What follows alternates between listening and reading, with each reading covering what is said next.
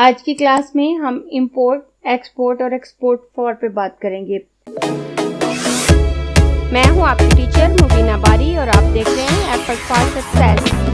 मज़ीद वीडियोस और अपडेट के लिए आप हमारी वेबसाइट विजिट कर सकते हैं। उसके अलावा आप हमें हमारे फेसबुक पेज पर भी फॉलो कर सकते हैं। इंपोर्ट ऑप्शन की मदद से हम किसी भी ऑब्जेक्ट को अपने सॉफ्टवेयर में ला सकते हैं। वैसे तो हम ड्रैग करके भी यहाँ ड्रॉप कर सकते हैं या कॉपी पेस्ट भी कर सकते हैं, लेकिन उस सूरत में जो इमेज होता है वो अपने ओरिजिनल साइज में हमारे पास आता है और उसे हैंडल करना मुश्किल हो जाता है। लेकिन जब हम इंपोर्ट करके लेके आते हैं तो वो उतने साइज में ही हमारे पास आता है जितना साइज हम उसे ड्रैग करते हैं। मैं यहाँ से अपने सॉफ्टवेयर को मिनिमाइज करूँगी और यहाँ डाउनलोड में आकर और यहाँ से मैं ये इमेज सेलेक्ट करती हूँ और इसको कॉपी कर लेती हूँ। कॉपी करने के बाद मैं दोबारा CorelDRAW में आऊँगी और इसे यहाँ पे पेस्ट कर देती हूँ।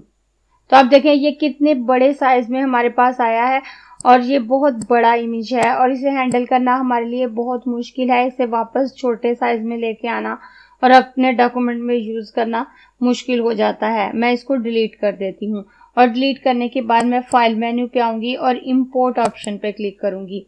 उसके बाद अगर आप यहाँ नीचे देखें तो यहाँ ऑल फॉर्मेट लिखा हुआ है और अगर मैं इस पे क्लिक करती हूँ तो यहाँ मुझे डिफरेंट फॉर्मेट दिए हुए हैं। अगर मैं ऑल फॉर्मेट सिलेक्ट रहने देती हूँ तो मेरे पास तमाम फॉर्मेट की इमेजेस शो हो रही होंगी। लेकिन अगर मैं किसी स्पेसिफिक फॉर्मेट से रिलेटेड इमेजेस सर्च करना चाहती हूँ, अगर मैं यहाँ से जस्ट जेपीजी इमेज सेलेक्ट करना चाहूँ तो मैं यहाँ से जेपीजी पे क्लिक करूंगी तो मेरे पास जितने जेपीजी इमेजेस होंगे वो शो हो जाएंगे और बकाया इमेजेस शो नहीं होंगे। इसी तरह से अगर मैं पीएनजी सेलेक्ट करती हूँ तो पीएनजी इमेजेस ही शो होंगे।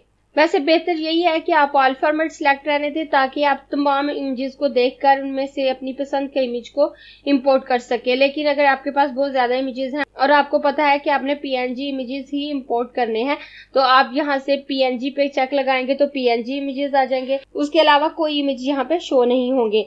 तो मैं यहाँ ऑल फॉर्मेट ही सिलेक्ट रहने देती हूँ और इस इमेज को सिलेक्ट करूंगी और इंपोर्ट ऑप्शन पे क्लिक कर दूंगी। और जब मैं इंपोर्ट ऑप्शन पर क्लिक करूंगी तो मेरे माउस का कर्सर इस तरह से हो जाएगा और मैं इसे ड्रैग करूंगी तो वो इमेज मेरे पास आ जाएगी। वो उतने साइज में ही मेरे पास आएगी जितने साइज में मैं इसको ड्रैग करूंगी और इसे एक दफा ऐड करने के बाद मैं इसे रिसाइज कर सकती हूँ। अगर मैं जस्ट इसकी विड्थ को ज्यादा करना चाहूँ तो मैं यहाँ से पकड़कर ड्रैग करूँ तो इसकी विड्थ ज्यादा हो जाएगी और अगर जस्ट इसकी हाइट को ज्यादा करना चाहूँ तो मैं यहाँ से पकड़कर ड्रैग करूँ तो इसकी हाइट ज्यादा हो जाएगी। किसी भी नोट को पकड़कर ड्रैग करके इसके साइज को रिसाइज कर सकती हूँ और अगर मैं इसे प्रोपोर्शनली बड़ा या छोटा करना चाहूँ तो ये कॉर्नर वाले नोट को पकड़कर ड्रैग करके इसे छोटा कर सकती हूँ और यहीं से ड्रैग करके मैं इसको बड़ा कर सकती हूँ। उसके अलावा मैं जैसे भी इसे अपने प्रोजेक्ट में यूज करना चाहूँ कर सकती हूँ। मैं इसके साइज को छोटा करके साइड पे रख देती हूँ और उसके बाद मैं यहाँ से एक रेक्टेंगल ड्रॉ करूंगी। रेक्टेंगल ड्रॉ करने के बाद मैं इसमें स्काई ब्लू कलर फिल कर देती हूँ और एक इलिप्स ड्रॉ करके इसमें ब्लू कलर कर देती हूँ और ब्लू कलर फिल करने के बाद मैं इंटरेक्टिव फिल टूल लूंगी और इसमें ग्रेडियंट फिल कर देती हूँ।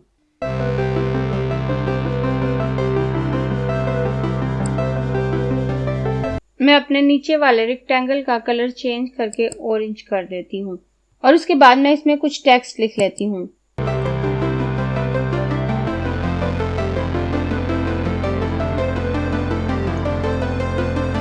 और टेक्स्ट लिखने के बाद मैं इसको सेट कर देती हूँ यहाँ पे।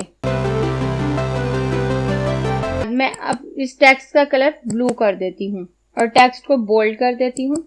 अब ये मेरा डॉक्यूमेंट रेडी हो गया है। अब अगर मैं इसे एज ए पीएनजी सेव करना चाहती हूँ तो मैं सेव या सेव एज ऑप्शन से नहीं कर सकती। CorelDRAW में सेव या सेव एज ऑप्शन में हमें एज ए पीएनजी सेव करने का ऑप्शन नहीं मिलता। अगर हमने इसे एज ए पीएनजी सेव करना है तो हमें एक्सपोर्ट ऑप्शन से हेल्प लेना होगी। मैं फाइल मेन्यू में आऊंगी और फाइल मेन्यू में आकर मैं यहाँ से एक्सपोर्ट ऑप्शन पे क्लिक करूंगी तो मेरे पास इस तरह की विंडो आएगी।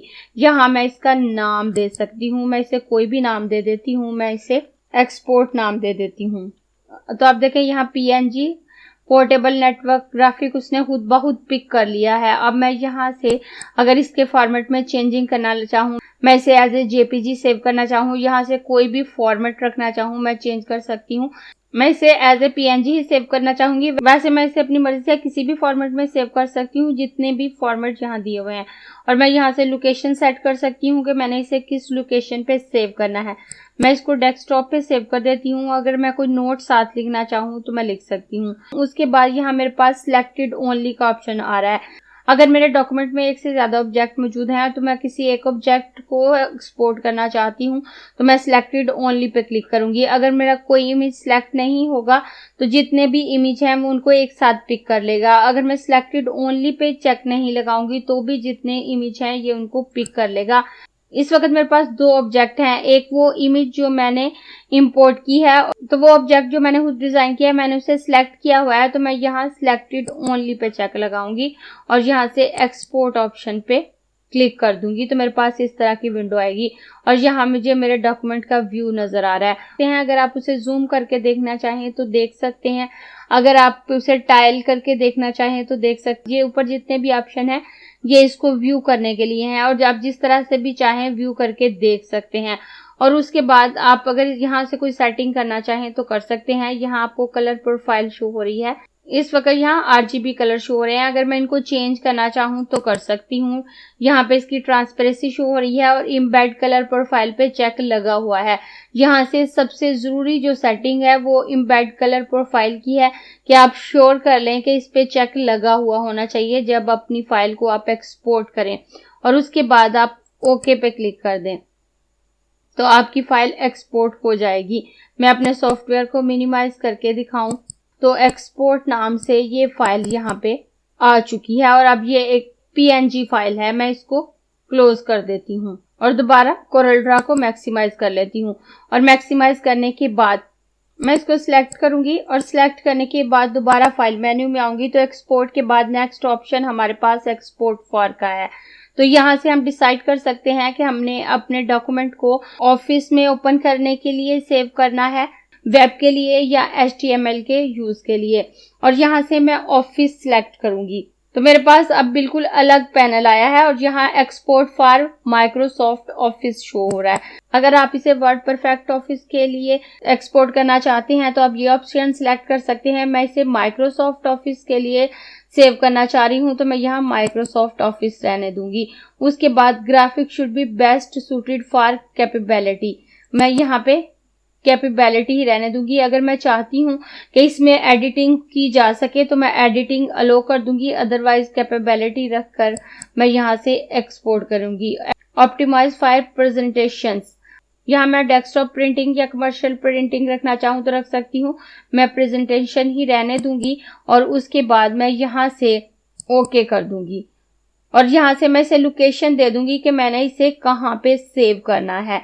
मैं इसे ऑफिस नाम दे देती हूँ और ऑफिस नाम देने के बाद मैं डेस्कटॉप पे ही इसको सेव कर देती हूँ और उसके बाद मैं अपने सॉफ्टवेयर को मिनिमाइज करूंगी। तो आप देखें एक्सपोर्ट नाम से जो पीएनजी मैंने एक्सपोर्ट की थी वो ये है और ऑफिस के लिए जो मैंने एक्सपोर्ट की है वो फाइल मेरी ये है। अब अगर मैं माइक्रोसॉफ्ट ऑफिस को ओपन करती हूँ, मैं ऑफिस की कोई भी प्रोडक्ट ओपन कर सकती हूँ। मैं इसे MS Word, MS Excel, PowerPoint, Access कहीं भी ले जाके यूज कर सकती हूँ।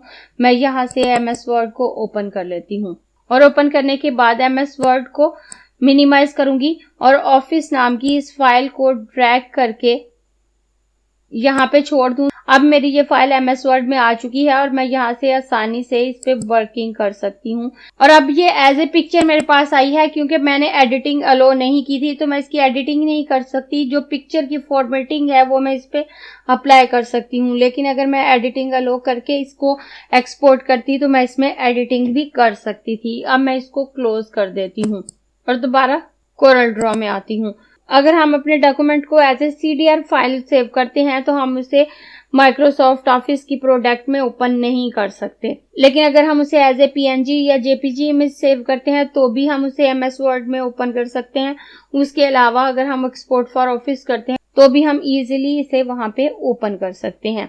उसके बाद मैं दोबारा फाइल मेन्यू में आऊं तो एक्सपोर्ट फॉर में नेक्स्ट ऑप्शन हमारे पास वेब का है। अगर हम अपने डॉक्यूमेंट को किसी वेबसाइट पे अपलोड करना चाहते हैं, किसी वेबसाइट में ऐड करना चाहते हैं तो इस ऑप्शन पे क्लिक करके कर सकते हैं। मैं यहाँ से एक्सपोर्ट फॉर वेब पे क्लिक करूंगी तो इस वक्त आप देखें यहाँ पे ये काफी बड़े साइज में हमारा व्यू हमें शो रहा है। तो अगर इस वक्त हम एक्सपोर्ट करेंगे तो ये इसी फॉर्म में एक्सपोर्ट हो जाएगी। अगर मैं इसके साइज को छोटा करना चाहूँ तो मैं यहाँ से जूम आउट सिलेक्ट करूंगी और यहाँ पे इसको जूम आउट करूंगी तो ये जूम आउट होने लगेगी। अगर मैं इसे वापस थोड़ा जूम करना चाहूँ तो ये जूम हो जाएगी। अब मेरी ये फाइल सेट हो चुकी है। अब अगर मैं इसे हैंड टूल से मूव करके सेट करना चाहूँ तो कर सकती हूँ। और ये हमारी ओरिजिनल इमेज है और ये हमारी जिफ इमेज है, ये एज ए जिफ सेव होगी। और यहाँ से मैं इसके फॉर्मेट में चेंज करना चाहूँ तो कर सकती हूँ। अगर मैं इसे as a original image save करना चाहूँ कर सकती हूँ, पीएनजी फाइल के तौर पे सेव कर सकती हूँ, एज ए जिफ या जेपीजी। यहाँ से मैं जिफ ही रहने देती हूँ।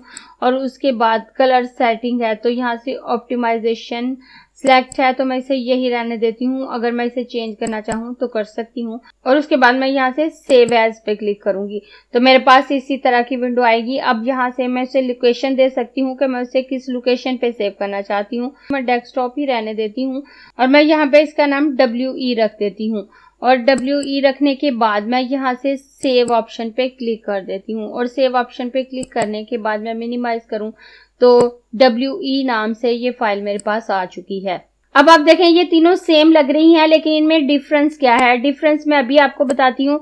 जो फाइल मैंने एक्सपोर्ट की है अगर मैं उसका साइज देखूं तो 137 KB है, जो मैंने एज ए PNG सेव की है एक्सपोर्ट नाम से, और ये एक हैवी फाइल है। और WE नाम से जो फाइल मैंने सेव की है वो 80 KB की फाइल है। आप यहाँ से देख सकते हैं कि ये नीचे 80 KB शो हो रहा है। और जो मैंने ऑफिस के लिए सेव की है उसका साइज 48.4 KB है, वो बिल्कुल लाइट फाइल है। डिफरेंट जगहों पे यूज करने के लिए हमें डिफरेंट वेट की फाइल चाहिए होती है। अगर हमारी फाइल बहुत हैवी है और हम उसे किसी वेबसाइट पे अपलोड करते हैं तो वो अपलोड होने में बहुत ज्यादा टाइम लेती है और डाटा भी ज्यादा यूज होता है। लेकिन अगर उस फाइल का साइज कम है तो वो इजीली अपलोड हो जाती है। और उसके बाद एक्सपोर्ट फॉर्म में लास्ट ऑप्शन HTML है।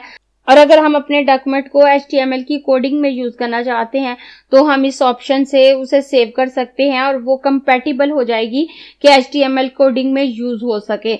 मैं यहाँ से इस ऑप्शन पे क्लिक करूं तो मुझे यहाँ मैसेज दे रहा है the folder D my document Corel website does not exist, do you want to create it. कि वेबसाइट नाम से आपका कोई फोल्डर मौजूद नहीं है, क्या उसे क्रिएट कर दिया जाए। और अगर मैं यस करूं तो यहाँ पे मेरे पास इस तरह का पेज आता है। HTML लेआउट मेथड में स्टाइल डिफॉल्ट शो हो रहा है। अगर मैं इसे चेंज करना चाहूँ तो कर सकती हूँ लेकिन यहाँ मैं स्टाइल ही रहने दूंगी क्योंकि HTML की कोडिंग में हम जो भी डिजाइनिंग या कलरिंग यूज करते हैं वो CSS स्टाइल शीट के अंदर होती है। तो मैं यहाँ स्टाइल ही रहने देती हूँ।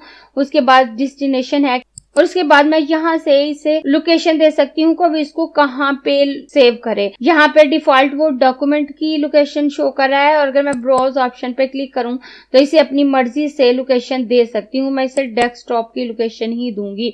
अब यहाँ वो मुझसे सिलेक्ट फोल्डर का पूछ रहा है कि डेस्कटॉप पे मैं इसे किस फोल्डर में सेव करना चाहती हूँ। जब हम HTML की कोडिंग में किसी ऑब्जेक्ट को यूज करते हैं तो उसे किसी भी फोल्डर में रखकर उसको HTML की एक्सटेंशन के साथ सेव करते हैं और उसके बाद ही हम उसको HTML में यूज कर सकते हैं। तो उसके लिए HBasic नाम से मेरे पास ये फोल्डर मौजूद है। मैं इसको सिलेक्ट करूंगी और सिलेक्ट फोल्डर के ऑप्शन पे क्लिक कर दूंगी और उसके बाद यहाँ से ओके कर दूंगी। ओके करने के बाद मैं इसे यहाँ से मिनिमाइज करूंगी और यहाँ पर HBasic नाम के फोल्डर को ओपन करूंगी और यहाँ से इमेजेस ओपन करूंगी। तो आप देखें ये दोनों इमेज मेरे पास आ चुके हैं क्योंकि मैंने सिलेक्ट नहीं किया था तो ये दोनों इमेज आ गए। अगर मैंने इसको सिलेक्ट किया होता तो खाली ये इमेज आता। और अब ये बिल्कुल कंपैटिबल है कि ये HTML की कोडिंग में यूज हो सके। अब अगर आप इसका साइज देखें तो 33.3 KB है और ये इमेज बिल्कुल लाइट वेट है जो कि इजीली HTML की कोडिंग में यूज हो सकता है।